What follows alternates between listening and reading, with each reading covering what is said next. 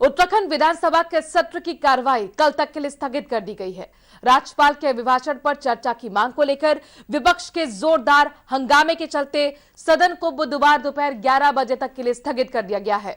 हंगामे के बीच ही सीएम पुष्कर सिंह धामी ने नए वित्तीय वर्ष के पहले 4 महीने के लिए 21,116 करोड़ का बजट पेश किया। इससे पहले राज्यपाल के अभिभाषण के बाद सदन की कार्यवाही को 3 बजे तक के लिए स्थगित कर दिया गया था। 3 बजे के बाद जैसे ही सदन की कार्यवाही शुरू हुई तो विपक्ष ने राज्यपाल के अभिभाषण पर चर्चा की मांग की, लेकिन संसदीय कार्य मंत्री प्रेमचंद अग्रवाल ने कहा कि कार्य मंत्रणा के बाद सदन से अभिभाषण पास हो चुका है, लेकिन विपक्ष चर्चा को लेकर हंगामा करता रहा, जिसके बाद स्पीकर ने सदन को बुधवार दोपहर 11 बजे तक के लिए स्थगित कर दिया है।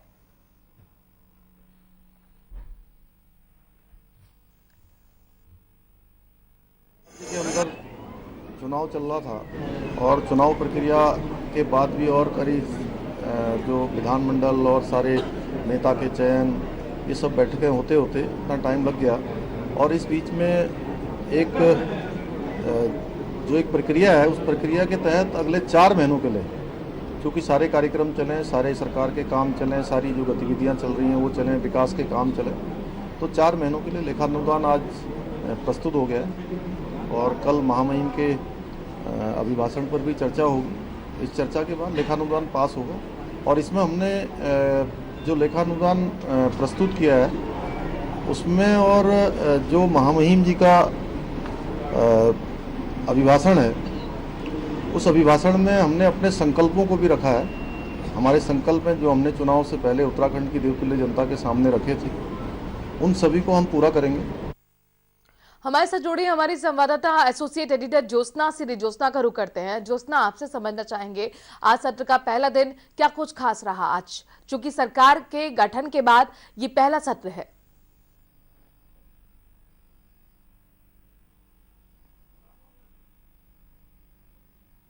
तो उत्तराखंड विधानसभा के सत्र की कार्रवाई कल तक के लिए स्थगित कर दी गई है। अपने दर्शकों को बता दें कि राज्यपाल के अभिभाषण पर चर्चा की मांग को लेकर विपक्ष ने जोरदार हंगामा किया, जिसके चलते सदन को बुधवार दोपहर 11 बजे तक के लिए स्थगित कर दिया गया है। हंगामे के बीच सीएम पुष्कर सिंह धामी ने नए वित्तीय वर्ष के पहले 4 महीनों के लिए 21,116 करोड़ का बजट पेश किया। इससे पहले राज्यपाल के अभिभाषण के बाद सदन की कार्रवाई को 3 बजे तक के लिए स्थगित कर दिया गया था। 3 बजे के बाद जैसे ही सदन की कार्रवाई शुरू हुई तो विपक्ष ने राज्यपाल के अभिभाषण पर चर्चा की मांग की, लेकिन संसदीय कार्य मंत्री प्रेमचंद अग्रवाल ने कहा कि कार्य मंत्रणा के बाद सदन से अभिभाषण पास हो चुका है, लेकिन विपक्ष चर्चा की मांग को लेकर हंगामा करता रहा, जिसके बाद स्पीकर ने सदन को बुधवार दोपहर 11 बजे तक के लिए स्थगित कर दिया। तो 5वीं विधानसभा का पहला सत्र नई सरकार के गठन के बाद ये पहला सत्र कहा जा सकता है, जिसमें लेखा अनुदान 21,000 करोड़ का पेश किया गया है। 4 महीने के लिए वित्तीय वर्ष की शुरुआती 4 महीने के लिए लेखा अनुदान पेश किया गया है। लेखा अनुदान के जरिए जो वित्तीय कामकाज होते हैं उनको किया जाता है। आज चूंकि महत्वपूर्ण दिन, आज क्या कुछ रहा सदन की कार्रवाई के दौरान समझने की कोशिश करते हैं। एसोसिएट एडिटर ज्योत्सना हमारे साथ जुड़ गई हैं। ज्योत्सना, 5वीं विधानसभा का पहला सत्र, सरकार के गठन के बाद ये पहला सत्र, पहला दिन कैसा रहा?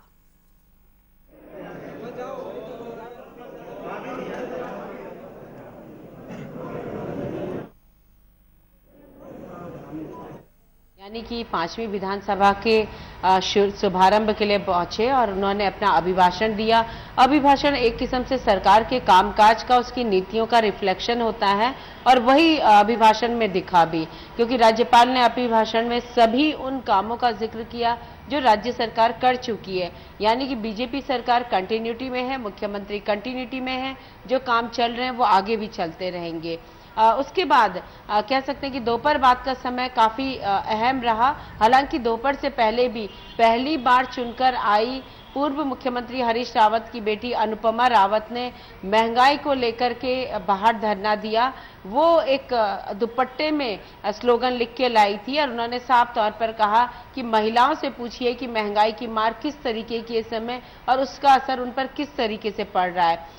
दोपहर के बाद जो सदन की कार्रवाई भी, उसमें राज्यपाल के अभिभाषण को सदन पटल पर चर्चा के लिए रखा गया और उसके तुरंत बाद लेखानुदान को पेश किया गया, जो लगभग 21,000 करोड़ का था, 4 महीने के लिए है, क्योंकि सरकार का कहना है कि उसके पास वक्त नहीं था कि वो पूर्ण बजट बना पाए।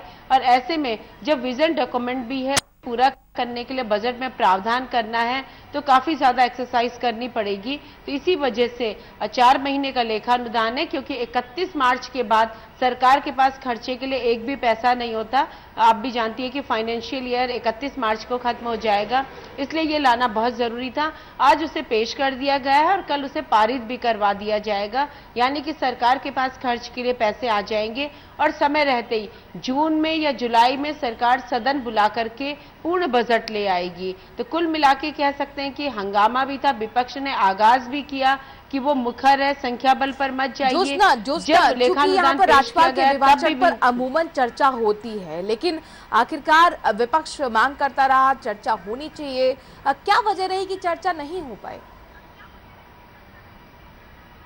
देखिए मानो चर्चा होगी, राज्यपाल के अभिभाषण पर धन्यवाद प्रस्ताव प्रस्तुत किया जाता है और उसके बाद चर्चा होती है और बाकायदा उसमें फिर वोटिंग भी होती है। वोटिंग मीन्स की सहमति होती है हाँ और ना की। लेकिन कार्य मंत्रणा समिति ने जो चीज तय की थी, कार्य मंत्रणा में ही हाउस का बिजनेस तय होता है। स्पीकर या राज्य सरकार अपनी मर्जी से हाउस नहीं चलाती है। और जो कार्य मंत्रणा समिति होती है, उसमें विपक्ष के प्रतिनिधि भी होते हैं, सरकार के प्रतिनिधि भी होते हैं और उसकी जो मुखिया होता है वो विधानसभा अध्यक्ष होता है। कल की कार्य मंत्रणा समिति में ये तय किया गया था बिजनेस, और कल कांग्रेस एब्सेंट थी क्योंकि कांग्रेस ने किसी भी बैठक में पार्टिसिपेट नहीं किया। उसका कहना था कि हमारा नेता प्रतिपक्ष नहीं चुना गया है, इसलिए पार्टी की तरफ से कोई भी बैठकों में नहीं आएगा। और उसी के अकॉर्डिंग आज की कार्रवाई भी धन्यवाद प्रस्ताव पर चर्चा होगी सदन के अंदर, उसके बाद पारण भी होगा। लेकिन तकनीक एक होती है कि जो वित्त से रिलेटेड जो भी विधेयक होते हैं वो सेम डे पास नहीं होते हैं। आप जानती है कि आज 29 तारीख है, तो हर हाल में लेखानुदान आज प्रस्तुत किया जाना था ताकि कल 30 तारीख को उसे पास करवा के और 31 तक वो प्रोसेस में आ जाए, यानी कि विभागों के प्रोसेस में आ जाए और 1 तारीख को सरकार के पास ये नौबत ना आए कि उसके पास खर्च करने को एक भी पैसा नहीं है। उसके पास बजट आ जाएगा क्योंकि राज्यपाल का अनुमोदन की भी जरूरत होती है लेखानुदान को, और उसके बाद तब वो कह सकते हैं कि एक प्रक्रिया के तहत विभागों में जाना शुरू करता है। तो ये एक बाध्यता थी सरकार के सामने और कार्य मंत्रणा ने कल उस बाध्यता को देखते हुए यही बिजनेस तय किया था। कांग्रेस की संज्ञान में सारा प्रकरण नहीं था और आमतौर पर यही होता है कि जब राज्यपाल का अभिभाषण होता है उसके बाद राज्यपाल के अभिभाषण को सदन पटल पर रखा जाता है, यानी सदन उसे अपनी प्रॉपर्टी बनाता है। फिर नेता सदन की तरफ से उसमें धन्यवाद प्रस्ताव पर चर्चा शुरू होती है और प्रॉपर चर्चा शुरू हो जाती है और इसी चर्चा के बीच लेखानुदान भी प्रस्तुत होता है जब कभी जरूरत हुई है। लेकिन इस बार चर्चा शुरू नहीं की गई बल्कि लेखानुदान ही प्रस्तुत किया, लेकिन वो बिजनेस एडवाइजरी कमेटी की रिकमेंडेशन थी और उसी के अकॉर्डिंग सदन में ये काम हुआ है। आजूज ने जिस तरीके के तेवर ना सिर्फ हमने अनुपमा रावत के देखे, विपक्ष के देखे, जाहिर तौर पर अगले दिनों में काफी चुनौती रहेगी सरकार के लिए सदन को चलाना। बिल्कुल, देखिए इस बार तो तेवर बीएसपी के भी देखने को मिलेंगे क्योंकि काफी लंबे अंतराल के बाद 2 सदस्य बीएसपी के चुनकर आए हैं। और कल कार्य मंत्रणा समिति में बीएसपी के विधानमंडल दल के नेता मोहम्मद शहजाद थे। शहजाद बहुत पुराने विधायक रह चुके हैं, 2 टेन्योर वो पहले विधानसभा में रह चुके हैं, 2017 का इलेक्शन हार गए हैं। अब वो आए, उन्होंने साफ तौर पर कल कहा कि समय कम है, 3 दिन में केवल विधायी कार्य हो पाएंगे क्योंकि लेखानुदान बहुत जरूरी है, राज्यपाल का अभिभाषण उस पर चर्चा बहुत जरूरी है, कुछ सरकार के पास अगर बिजनेस होगा तो उसका आना जरूरी है, वैसे समय नहीं है इस समय। उन्होंने कहा महंगाई और खनन 2 ज्वलंत मुद्दे हैं जिस पर व्यापक चर्चा होनी चाहिए। इसके अलावा अन्य मुद्दे हैं, उनको भी वो सदन पटल पर रखना चाहते हैं। और कांग्रेस तो अभी इंतजार कर रही है कि उसका नेता प्रतिपक्ष कौन बनता है, और अगर कांग्रेस का नेता प्रतिपक्ष बन जाता है तो निसंदेह कांग्रेस भी मोर्चा खोल के रखेगी क्योंकि पिछले 5 सालों में तो कांग्रेस केवल 11 में थी, अब की तो विपक्ष मजबूत है, 19 कांग्रेस है और 2 बीएसपी के भी हैं, यानी कि 21 सदस्य विपक्ष में जरूर नजर आएंगे और पहले से ज्यादा मुखर आवाज इस बार सुनाई देगी।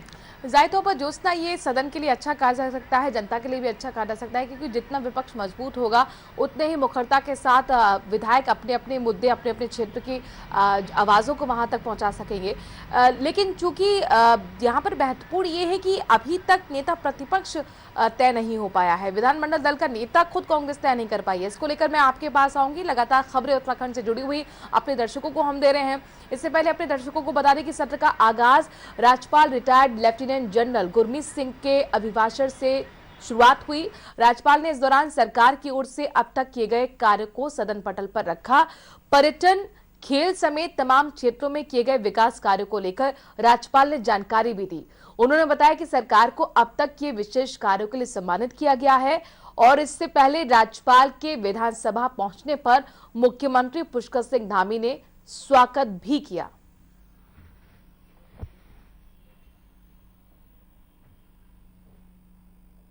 राज्यपाल के अभिभाषण के दौरान सहयोग के लिए संसदीय कार्य मंत्री प्रेमचंद अग्रवाल ने पक्ष और विपक्ष के सभी विधायकों का धन्यवाद दिया।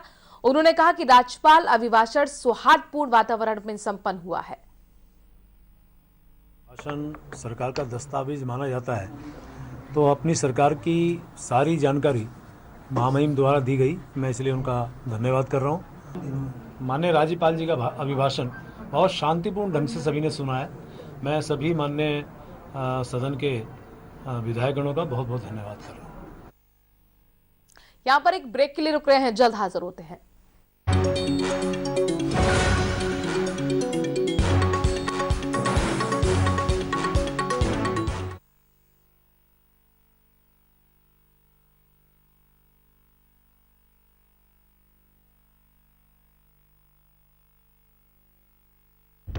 सहारा प्रणाम, हस्तक्षेप में आपका स्वागत है। आज हमारे साथ एक ऐसी शख्सियत हैं, आप हमारे दर्शकों को समझाइए। किसी को कन्विंस न कर सको तो कंफ्यूज करो। अंदाज से नहीं चलता है देश, देश चलता है व्यवहार और कानून से।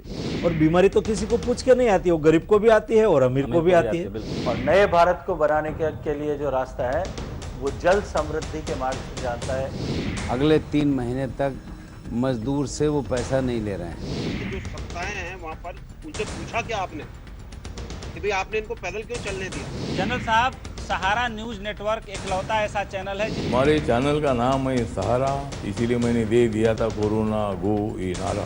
क्योंकि पर्यटक के लिए सबसे जरूरी होती है भरोसा और सेफ्टी। बिल्कुल, ये सारे फॉरेनर होने के बाद भी हम किसी का कम्युनिटी ट्रांसमिशन नहीं हुआ। महामारी में हम लोग तुरंत जाके उलझ गए हैं, ये तो कहा जा सकता है कि सर मुड़ाते ओले पड़े। तो एक तरीके से हमारे कम्युनिटी में एक सेंस ऑफ रिस्पॉन्सिबिलिटी भी था, जो पब्लिक ने काफी सपोर्ट किया। आपकी जानकारी के लिए मैं कहना चाहूँगा जी कि यहाँ रिकवरी रेट भी बड़ी तेजी से हो रही है। नॉर्थ ईस्ट उनके कितना नजदीक है। कोरोना धोना नहीं रहना है, अगर अपने भीतर का शौर्य को जगा। यह कोई दैवी आपदा है, प्रकृति नाराज है या इंसान की कोई बड़ी भूल है? मैं जो देख रहा हूँ ये प्रकृति का एक संकेत है।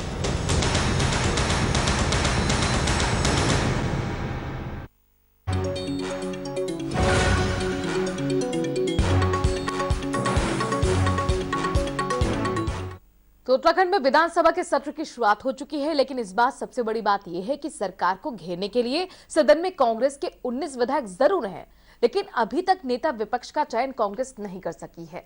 हालांकि शुक्रवार को कांग्रेस विधायक दल की बैठक हुई थी, उसमें नेता विपक्ष के नाम पर मंथन हुआ, लेकिन विधायकों में किसी भी नाम पर एक राय नहीं बन पाई।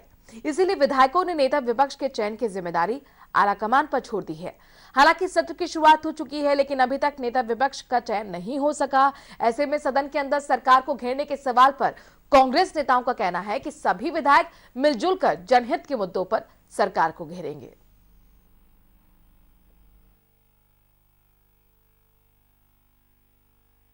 और कल और परसों इन विषयों को जो है सदन के अंदर प्रमुखता से उठाना है, उन विषयों को कार्य स्थगन के माध्यम से हम उठाने का काम करें। देखिए, हम लोगों ने एक लाइन का प्रस्ताव दे दिया था जो आज तक होता है। बाकी हाईकमान को तय करना है कि किसको बनाना है किसको नहीं बनाना है, तो वो उनका फैसला है। कल से हम विधिवत रूप से अपना जो भी है विरोध भी प्रकट करेंगे और जनता की बातों को उठाने का पूरा प्रयास करेंगे। मनोज जी, बिना नेता प्रतिपक्ष की आवाज कैसे उठेगी, कैसे रणनीति बनेगी? देखिए, निश्चित रूप से क्योंकि जब वर्तमान सरकार जिसने अपने अभी तक मंत्रिमंडल के विभागों को ही आवंटित नहीं किया, जब वो इतना विलंब कर रही है, क्योंकि प्रतिपक्ष क्योंकि सामूहिक हमारी जिम्मेदारी बनती है, जब प्रतिपक्ष का नेतृत्व अभी कोई चुना नहीं गया तो हम सामूहिक रूप से इस लड़ाई को लड़ेंगे। उत्तराखंड विधानसभा की कार्रवाई शुरू होते ही हरिद्वार ग्रामीण की कांग्रेस विधायक अनुपमा रावत ने महंगाई के मुद्दे को उठाते हुए सरकार को घेरने की कोशिश की। सदन से लेकर गैलरी तक सरकार के खिलाफ नारेबाजी की। अनुपमा रावत ने कहा कि चुनाव जीतने के बाद सरकार को जनभावनाओं का सम्मान करना चाहिए, लेकिन सम्मान करने के बजाय लोगों को महंगाई की मार झेलने के लिए मजबूर होना पड़ रहा है। उन्होंने कहा कि लगातार बढ़ रही महंगाई से आम आदमी की कमर टूट गई है।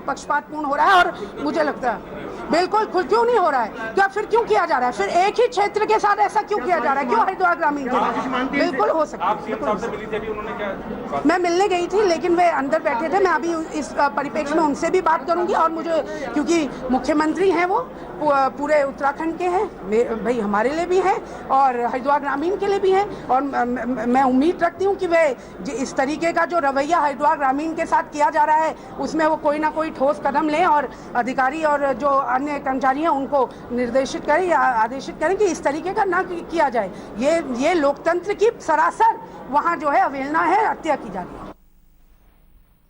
हरिद्वार ग्रामीण से चुनकर आई हैं अनुपमा रावत, कांग्रेस की विधायक हमारे साथ जुड़ रही हैं एसोसिएट एडिटर ज्योत्सना इस खबर पर। ज्योत्सना, हरीश रावत तो चुनाव हार गए लेकिन उनकी बेटी जरूर विधायक बनी है और विधायक के तौर पर पूरी तरह से सरकार को घेरने की कोशिश में डटी हुई है।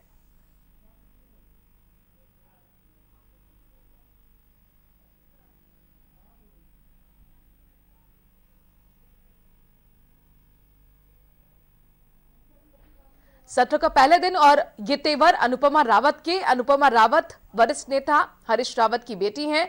हरीश रावत इस बार चुनाव हार गए लेकिन उनकी बेटी हरिद्वार ग्रामीण से विधायक चुनी गई हैं। और देखिए महंगाई के मुद्दे पर किस तरह से सरकार को घेर रही है। जैसे सदन की कार्रवाई शुरू हुई, बाकायदा वो पोस्टर लेकर आई और इस पर हाथ से लिखा हुआ था गैस सिलेंडर का दाम, पेट्रोल के दाम किस तरह से तेजी से बढ़ रहे हैं। जाहिर तौर पर यह एक ऐसा मुद्दा है जो सीधे जनता से जुड़ा हुआ मुद्दा है और इसीलिए अनुपमा रावत महंगाई के मुद्दे को लेकर सीधे सीधे सरकार को कटघरे में खड़ा कर रही हैं।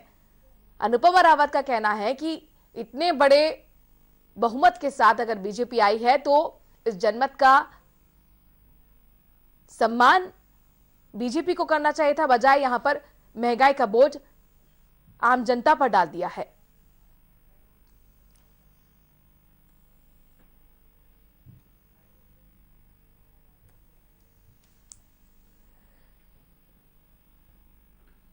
एक छोटे से ब्रेक के लिए यहां पर रुक रहे हैं, जल्द हाजिर होते हैं कुछ और खबरों के साथ।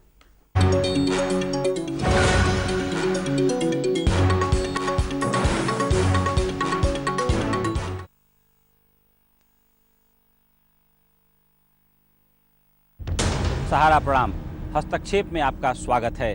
आज हमारे साथ एक ऐसी शख्सियत हैं, आप हमारे दर्शकों को समझाइए। किसी को कन्विंस न कर सको तो कंफ्यूज करो। अंदाज से नहीं चलता है देश चलता है व्यवहार और कानून से।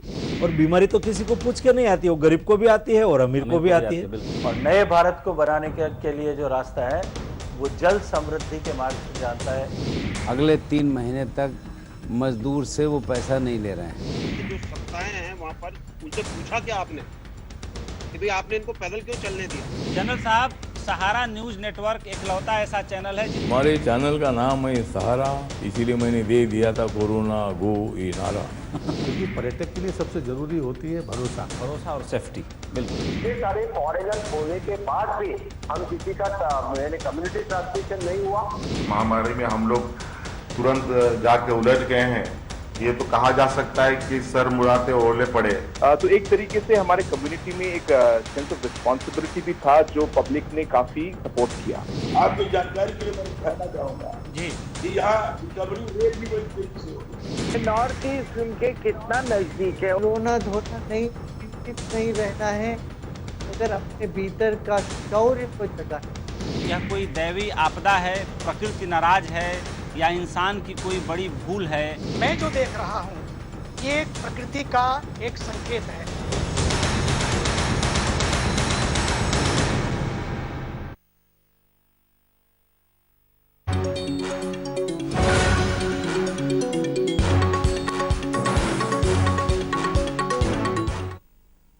कांग्रेस की बैसाखियों के सहारे राजनीति का खागा पड़ने वाले टिहरी के विधायक किशोर उपाध्याय किशोर बीजेपी में जाने के बाद बदले से नजर आ रहे हैं। दरअसल कल तक जिन साथियों के साथ वो बीजेपी को घेरने की बात कहते थे, आज वो उन्हीं पर तंज कस रहे हैं। किशोर उपाध्याय का कहना है कि कांग्रेस मजबूत विपक्ष के रूप में नहीं उभर सकी है, इसके लिए कांग्रेस पार्टी को मंथन करना चाहिए। एक जो इस देश की सबसे पुराना राजनीतिक दल है, उसकी अगर ये स्थिति है तो उनको अपना आत्मावलोकन करना चाहिए कि इस स्थिति पर वो क्यों पहुंचे हैं। और ये दुख का विषय है। सशक्त अगर विपक्ष होगा तो प्रजातंत्र और मजबूत होगा। और मेरे ख्याल से वो अपने इस कर्तव्य को निर्वहन में जो है, मेरे ख्याल से वो खरे नहीं उतरे। कानपुर से निर्दलीय विधायक उमेश कुमार ने राज्यपाल के अभिभाषण के बाद मीडिया से मुखातिब होते हुए कहा कि वो अभिभाषण पर कोई टिप्पणी नहीं करना चाहते, लेकिन सरकार ने कोई भी जमीनी हकीकत से रूबरू होने वाला दस्तावेज तैयार नहीं किया है। अगर तैयार किया होता तो संभावित योजनाओं की झलक अभिभाषण में दिखती। उन्होंने कहा कि सरकार को ग्राउंड में काम करने की जरूरत है और उन्हीं आंकड़ों को सदन पटल पर लाने की जरूरत। अभिभाषण में मुझे लगता है कि सरकार को अपना प्रारूप रखना चाहिए था, अपना एजेंडा रखना चाहिए था कि उनकी आगामी योजनाएं क्या हैं। अब जैसे कि पत्रकार कल्याण कोष का जिक्र किया गया, मुझे बताइए कितने पत्रकार अभी तक लाभान्वित हुए हैं? आप में से कोई हुआ है? तो पत्रकार कल्याण कोष की आपने जो है स्थापना की, उससे लाभान्वित कितने हुए ये बताइए। आपने कहा 9,616 लोग जो हैं उन लोगों को स्वरोजगार मिला। मुझे 10,000 लोगों की सूची बता दीजिए किन किन को आपने रोजगार दिया। आपने कहा मुख्यमंत्री ई रिक्शा के माध्यम से लोगों को 9% पर रिक्शा ऋण दिया गया। 9%, इतने ब्याज पर तो जो अन्य बैंक हैं वो भी दे देते हैं। तो आपने ई रिक्शा वालों पर, जो सबसे गरीब तबका ई रिक्शा चलाने वाला, उसको 9% पे ब्याज दे रहे, तो इसमें कौन सी उपलब्धि है आपकी? बहुत सारे मुद्दे हैं, अगर एक एक बात करें तो मुझे लगता है कि इसमें कोई ऐसा एजेंडा नहीं था कि आगामी आने वाले समय में सरकार का क्या प्रारूप रहेगा, किस तरीके से उनका एजेंडा रहेगा, किस तरीके से वो कार्यों को क्रियान्वित करेंगे। तो मुझे लगता है कि इस तरीके के अभिभाषण से बचना चाहिए। उत्तराखंड में भले ही विधानसभा सत्र की शुरुआत हो गई हो, लेकिन इस बार का ये सदन काफी मायने में अलग है। 5वीं विधानसभा का ये पहला सत्र है। इसके साथ ही पहली बार उत्तराखंड विधानसभा की स्पीकर कोई महिला चुनी गई हैं। अभी तक कांग्रेस नेता विपक्ष का चयन नहीं कर पाई है। मंत्रियों के विभागों को बंटवारा नहीं हो सका है। इस सवाल पर सीएम धामी का कहना है कि सभी लोग सदन को चलाएंगे, जल्द ही मंत्रियों को उनके विभाग भी मिलेंगे।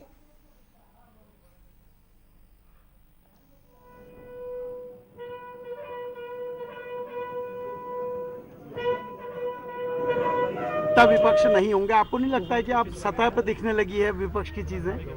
अभी चलाएंगे हम लोग, सब लोगों को मिला जुला के पक्ष विपक्ष सब मिलकर चलाएंगे। सर मंत्रिमंडल का पोर्टफोलियो का इंतजार कब खत्म करा रहे हैं आप? सब काम चल रहा है, अभी जल्दी पोर्टफोलियो भी आ जाएगा। और चलते चलते आपको दिखाते हैं इस वक्त